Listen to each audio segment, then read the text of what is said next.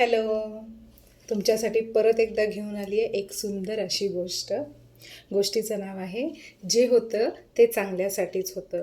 नक्कीच त्याचे प्लॅन्स आपल्या प्लॅनपेक्षा उत्कृष्टच असतात. त्याची एक गोष्ट सांगते. एक मंदिर असतं. बऱ्याच दिवसापासून एक सेवेकरी तिथली घंटा वाजवण्याची सेवा करत असतो. सकाळची आरती असू देत, दुपारची आरती असू देत, तो नित्यनेमाने तिथं यायचा, घंटी वाजवायचा आणि ती सेवा त्या देवासाठी करायचा. मग त्याला मोबदला म्हणून ते मंदिर त्याला काहीतरी द्यायचं आणि त्याच्यावर त्याचा उदरनिर्वाह चालायचा. म्हणजे त्याचा संसार त्याच्यावर डिपेंडंट होता. थोड्या दिवसात काय झालं तर त्या मंदिराच्या पुनर्निर्मितीचं काम सुरू झालं. म्हणजे आपण रेनोव्हेशन म्हणतो ना, त्या टाईप. मग त्याच्यातले सगळे स्ट्रक्चर बदलण्यात आले, पुजारी बदलण्यात आले, भिंती बदलण्यात आल्या, सगळं वेगवेगळं करण्यात आलं. मग त्याच्यामध्ये तिथल्या काही ट्रस्टी लोकांनी म्हटलं की आता आपल्या मंदिराला इंटरनॅशनल स्वरूप प्राप्त झालेलं आहे. त्यामुळं भाविक इतर देशातून पण येतील, इतर प्रांतातून पण येतील. त्यामुळं आपल्या मंदिरात जो काम करतो, जो वर्कर आहे, त्याला इंग्लिश येणं कंपल्सरी आहे.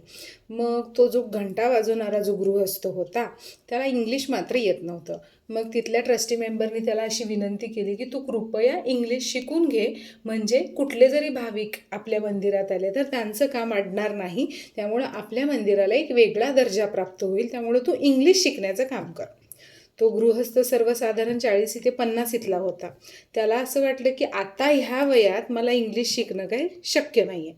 त्यामुळं आता मला तर काय इलाजच नाही आहे. सगळं तिथं मोठ्या प्रमाणात रिनोव्हेशनचं काम सुरू होतं. त्यामुळं तो म्हणला ठीक आहे, मी रजा घेतो, माझी सेवा कदाचित ईश्वरापर्यंत इथंपर्यंतच असेल.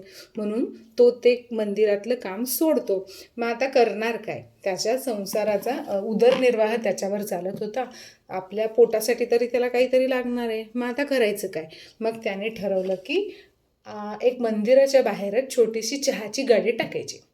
तसंच करतो तो. कमी भांडवलामध्ये अगदी त्याच्यापाशी काही जे काही असतं त्याच्यातून तो भांडवल गोळा करतो आणि एक चहाचा स्टॉल तिथे टाकतो. त्याच्या हाताला खूप चव असते. बघता बघता तो चहाचा स्टॉल इतका फेमस होतो की त्याच्यावरून, त्या छोट्या गाड्यावरून तो एक छोटंसं हॉटेल टाकतो. छोट्याशा हॉटेलमधून एक मोठा रेस्टॉरंट टाकतो. मोठ्या रेस्टॉरंटवरून अगदी भव्य स्वरूपात त्याचं एका हॉटेलमध्ये रूपांतर होतं, 5 स्टार हॉटेलमध्ये.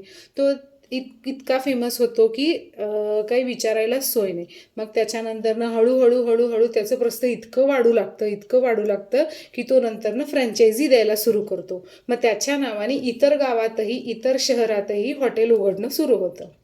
असाच तो मोठा झाला. एका चहाच्या टपरीवरून तो कुठंपर्यंत येऊन पोचला, अगदी एक मोठा उद्योजक, एंटरप्रेन्युअर तो झाला. एका मोठ्या अवॉर्ड शोमध्ये त्याला business tycoon of the year हा अवॉर्ड घोषित झाला.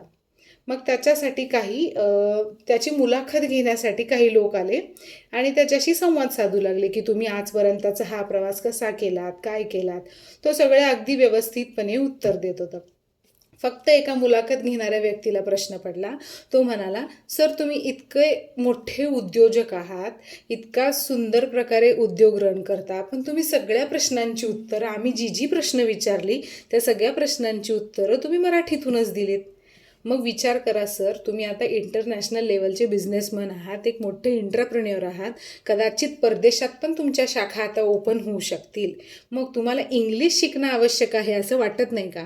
विचार करा, तुम्ही मराठी बोलत असून इतके मोठे उद्योजक होऊ शकता, तर तुम्ही इंग्रजी शिकलात तर अजून किती उद्योजक होताल? तो गृहस्थ नम्रपणे उत्तर देतो.